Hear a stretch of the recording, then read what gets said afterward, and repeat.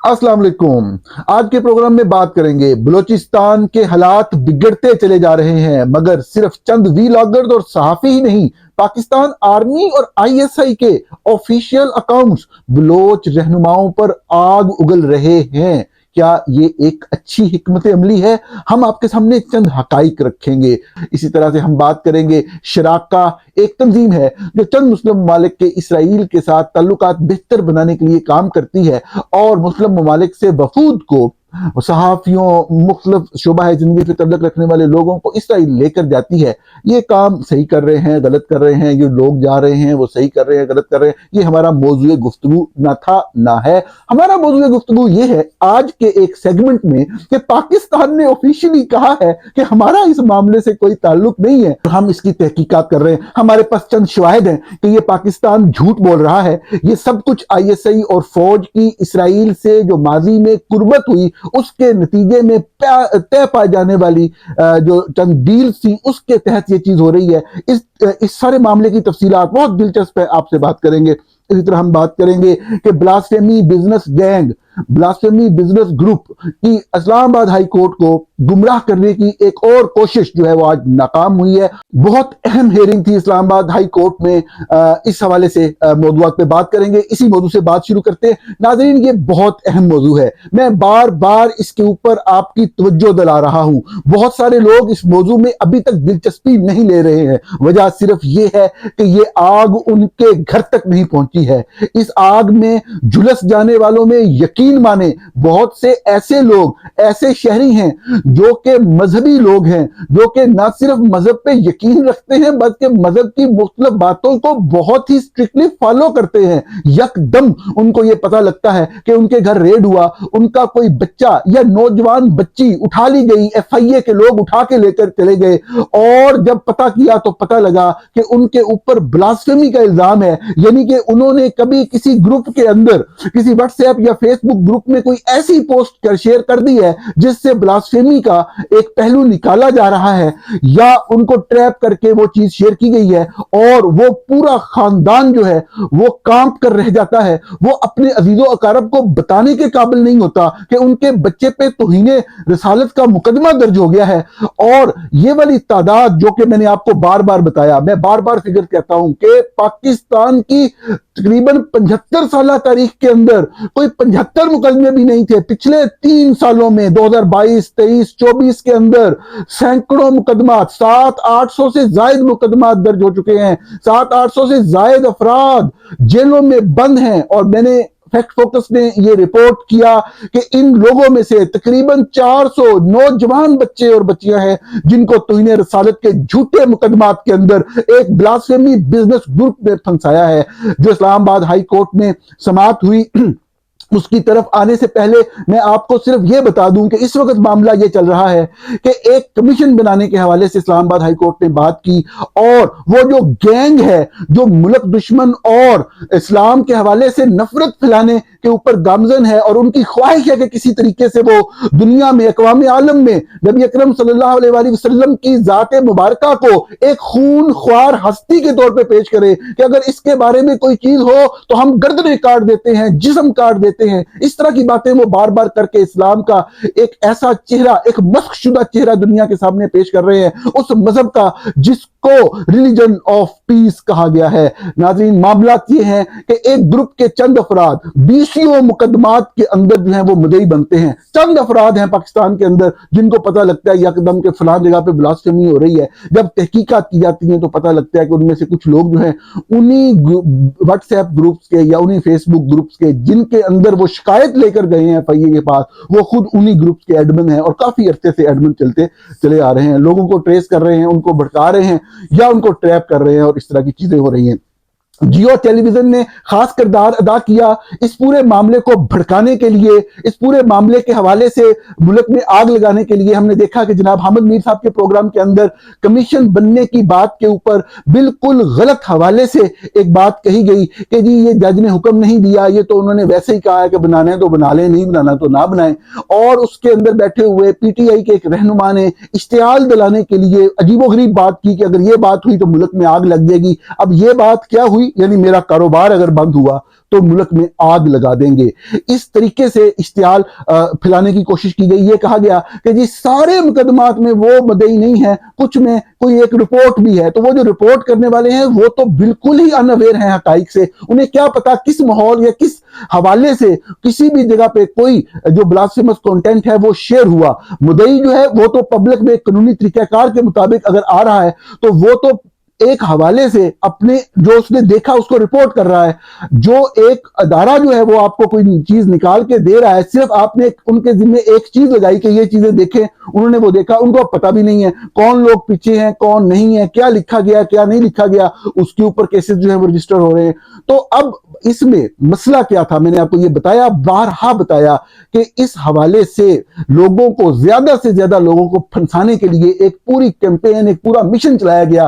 खुसूसन FIA cyber crime wing Rawalpindi, FIA cyber crime wing Islamabad की तरफ से, FIA cyber crime wing Lahore की तरफ से उनको फॉलो जरूर किया मुल्तान, कराची और पेशावर ने, लेकिन वो इनके मुकाबले में इनके बराबर नहीं पहुंच सके। इस हवाले से हमने देखा कि इस तरह के झूठे ब्लास्फेमी के केसेस रजिस्टर हुए कि आंखें बंद करके भी आप देखें तो आपको समझ आता है। मिसाल के तौर पे आपको मिसाल दी गई कि सैयद अब्दुल्ला शाह को कत्ल किया गया इस्लामाबाद के अंदर। ब्लास्फेमी बिजनेस गैंग के सरबरा राव अब्दुल रहीम जो कि एडवोकेट हैं, जो कि FIA के बहुत क्लोज हैं, उन्होंने सैयद अब्दुल्ला शाह 21 साल के लड़के को फोन करके घर से बुलाया, साबित होता है टेक्निकल एविडेंस से।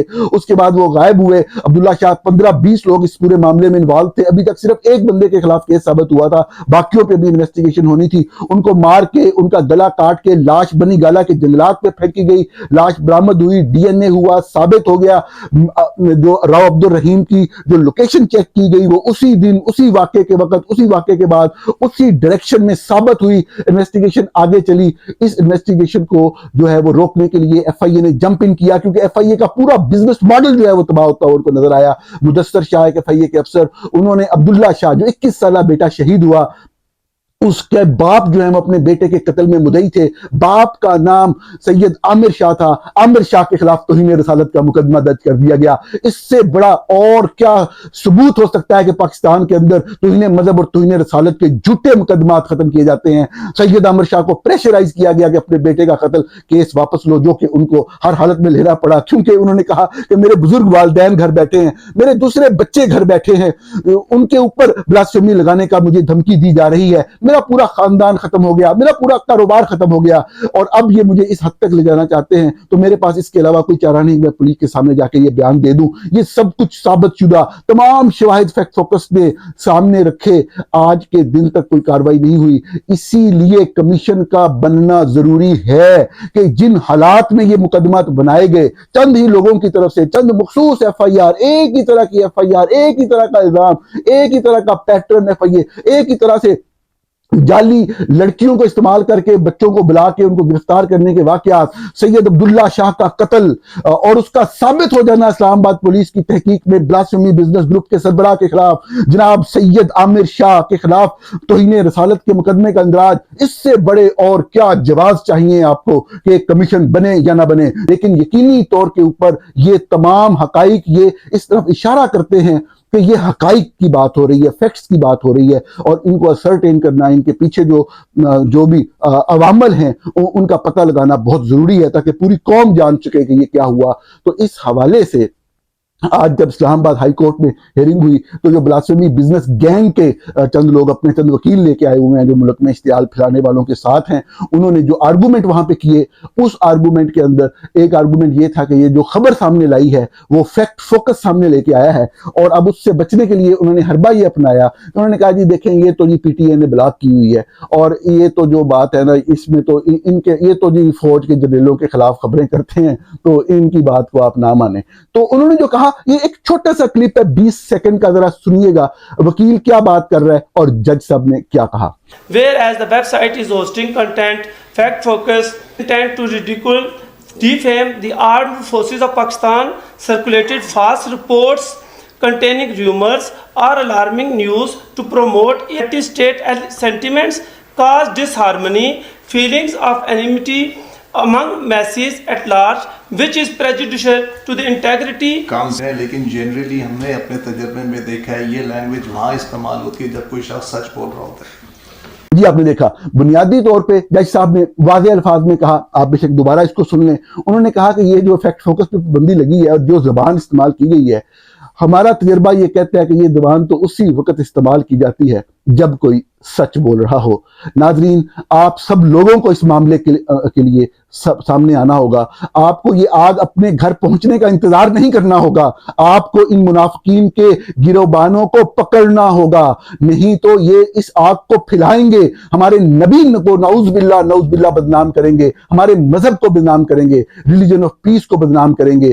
یہ ہمارا فریضہ ہے کہ ہم اس طرح کا ظلم جہاں پہ بھی ہو رہا ہو, سوچیں ان بچوں کے بارے میں جو ڈاکٹرز ہیں, جو انجینئرز ہیں, جو ماسٹر ڈگری ہولڈرز ہیں, جو بیسٹ آف دا بیسٹ ہیں, ان کو جھوٹے الزامات کے تحت جیلوں میں بند کر دیا گیا. اگر آپ ان کو چھوڑ بھی دیں, وہ پوری زندگی یہ جو المیہ ان کے ساتھ ہوا اس سے وہ باہر نہیں آ سکیں گے. لیکن ہمیں بہتری کے لیے قدم بڑھانا ہے. ہم نے چند سیاسی جماعتوں کے جو مقاصد ہیں وہ پورے ہونے میں استعمال نہیں ہونا. ہم نے پاکستان کی بات کرنی ہے, پاکستانیت کی بات کرنی ہے. ناظرین, ہمارا اگلا موضوع ایک آرگنائزیشن شراکا کے حوالے سے ہے جس کا قیام 2020 میں عمل میں آیا. اس کا مقصد بنیادی طور پہ جو مڈل ایسٹرن مسلم کنٹریز ہیں یا مسلمان ممالک ہیں, اس کے حوالے سے ان کے لوگوں کو اسرائیل میں لے کر جانا اور پیپل ٹو پیپل کانٹیکٹ کو انشور کرنا, تاکہ ان ممالک کے اسرائیل کے بارے میں اگر کوئی تحفظات ہیں وہ دور ہوں اور دونوں ممالک جو ہیں وہ اور ان ممالک کے آپس میں تعلقات بہتر ہوں. اس میں اس بورڈ کے اندر جو ہے پاکستان کے حوالے سے بھی لوگ جو ہیں وہ اس میں شامل ہیں.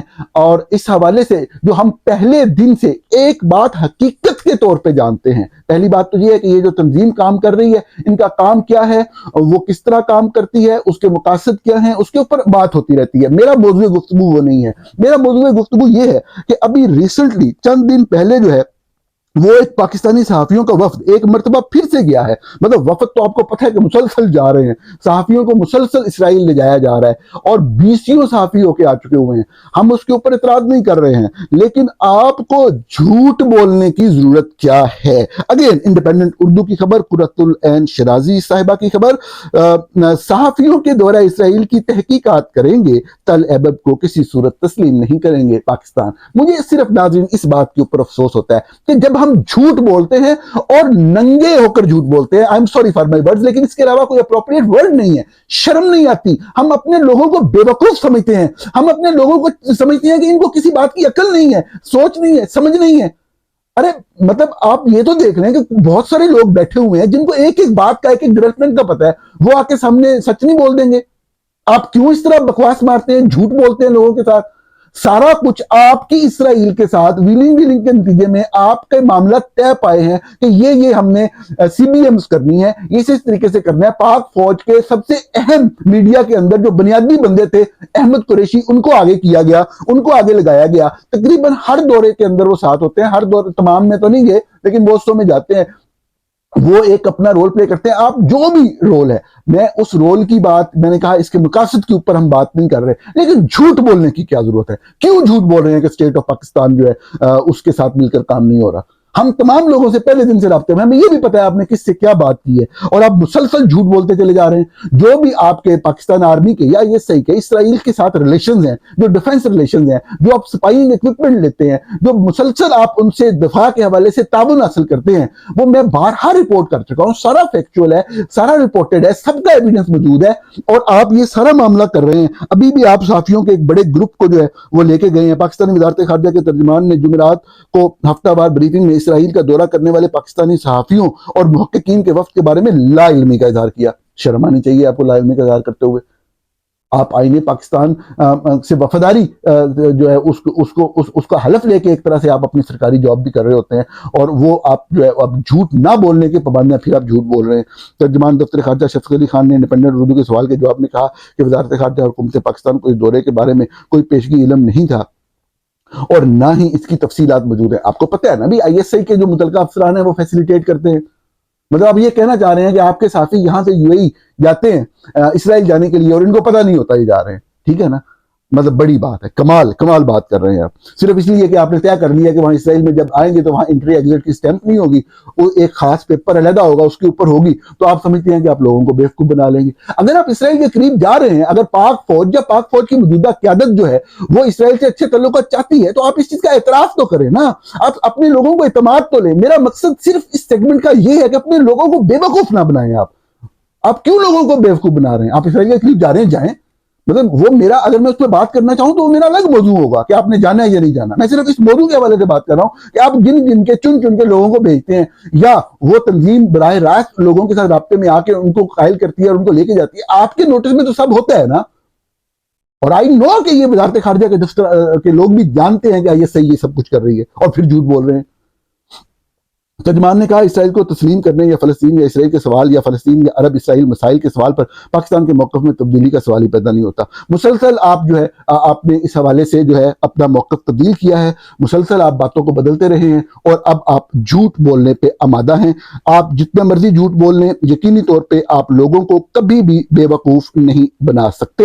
ناظرین، آخری موضوع کی طرف چلتے ہیں، اور یہ موضوع ہمارا یہ ہے کہ کتنا افسوسناک پہلو ہے کہ ہمارے جو پاک فوج اور آئی ایس آئی جو دفاعی ادارے ہیں، بجائے تمام معاملات میرے جیسے مطلب عام معمولی صحافیوں کی بار بار رونے پیٹنے کے باوجود وہ سیولینز کے حوالے کر ہی نہیں رہے۔ میں نے بارہا کہا کہ چلو جو بھی چل رہا ہے وہ اپنی جگہ پہ اگر چلتا بھی ہے تو ایٹ لیسٹ لیڈرشپ جو ہے وہ سیولین لوگوں کو، جو منتخب قیادت ہے یا وہ لوگ وہ لیڈرز جن کے اوپر اس علاقے کے لوگ اعتماد کرتے ہیں یا اعتماد کا اظہار کرتے ہیں، معاملات ان کے ہاتھوں میں دیے جائیں۔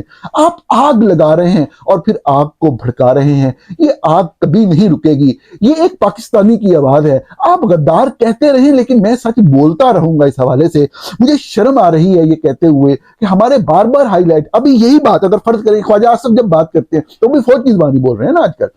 خواجہ آصف جتنی بھی بات کرتے ہیں ایک تو جھوٹ بول رہے ہیں، مسلسل جھوٹ بول رہے ہیں۔ جس طرح مطیع اللہ جان جب قید تھے اس وقت بیٹھ کے اس بندے نے کہا کہ میں اس کو صحافی تک نہیں سمجھتا، اسی طریقے سے ہر موضوع کے اوپر وہ فوج کی لائن گے۔ لیکن بہرحال میں مانتا ہوں کہ وہ ایک سویلین پولیٹیکل پارٹی کے بندے ہیں، ان کو ایک عہدہ دیا گیا ہوا ہے۔ کیا ہم کوئی ایک ایسی تصویر سامنے لا سکتے ہیں کہ جہاں پہ وہ ملک کے وزیر دفاع ہوتے ہوئے، دفاع کے شعبے کے انچارج ہوتے ہوئے کوئی ایک تصویر ایسی موجود ہے کہ وہ کوئی ایسی میٹنگ ہو رہی ہو ڈیفنس فورسز کے سربراہ کی اور خواجہ آصف اس کو جو ہے ہیڈ کر رہے ہو، کوئی ایک تصویر دکھا سکتے ہیں آپ؟ مطلب مذاق ہو رہا ہے نا ملک کے ساتھ۔ مطلب وزیر دفاع کا مطلب ہے کہ وہ دفاع کے پورے شعبے کا انچارج ہے، وہ دفاع کی منسٹری کا انچارج ہے۔ اس منسٹری کے اندر جتنے ڈپارٹمنٹس آتے ہیں، جتنے ونگز آتے ہیں، جس میں آرمی شامل ہے، جس میں نیوی شامل ہے، جس میں ایئر فورس شامل ہے، وہ سب اس کے سبارڈینیٹ ہیں۔ کوئی ایک آج تک آپ کو تو ہر مہینے بیٹھ کے میٹنگ کرنی چاہیے دفاعی صورتحال کے اوپر، آپ کو تو فیڈ بیک لینا چاہیے خواجہ آصف صاحب، آپ کو تو پالیسی دینی چاہیے، آپ کو تو اپنی پارٹی کے اندر یا جو آپ کی اتحادی گورنمنٹ ہے پیپل پارٹی کے ساتھ بیٹھ کر ایک پہلے دفاعی اسٹریٹجی تمام موضوعات پر بنانی چاہیے کہ ہم نے تھریٹ فرام افغانستان کو کیسے کاؤنٹر کرنا ہے۔ اس کا یقینی طور پہ ایک ہیومن پہلو، ایک ہیومن اینگل ہے، اس کا ایک سیولین پہلو ہے۔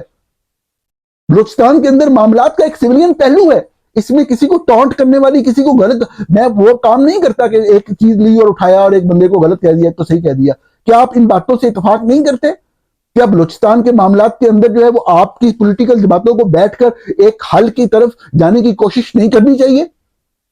کیا جو افغانستان، مطلب انڈیا تو آپ بھول جائیں، اب جو آپ نے مالکہ حل کر دیا ہے، آپ کو سب سے زیادہ تھریٹ تو یا تو ایران سے آ رہا ہے یا افغانستان سے آ رہا ہے یا بلوچستان سے آ رہا ہے۔